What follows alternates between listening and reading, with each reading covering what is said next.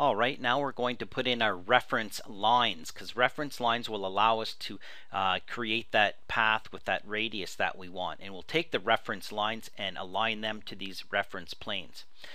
Ideally, in the end, or ultimately, we're going to use what is called a sweep. We're going to sweep a circle to make a tube that just goes up like this. And these little guys, the little flange pieces here, will be created with extrusions off of this face and off of this face. Because they don't have to bend, we don't need to use the sweep for them. So to do the sweep, we need to have a path. And we can't bend a reference plane, but we can bend a reference line. Okay, so what we're going to do is create a reference line. And the reference line is going to go from here. And I think we'll do it right while we're doing it. We'll go straight up here and say fillet arc. And then, oh, it's not going to do that midway. Let's start again. Just go from here to here, down to here. Boom. Okay. Escape, escape. And now we're going to add in that little bend inside of there. So we're going to go back to home. We'll create another reference line, but this time we'll do that fillet arc, and we pick here and zoom in.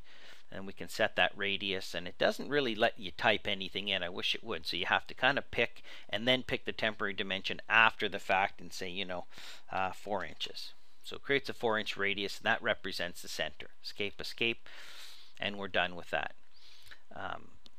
Now let's try flexing at this point and just see what those reference lines are doing with regard to those reference planes. We go back up here to our family types, and what happens if we change this to be 2? Okay, that works. And if we change this to be 2, boom, that works. Okay, so reference lines don't have to be aligned to reference planes. If they land right on the reference plane, they're smart enough to just kind of stay with them.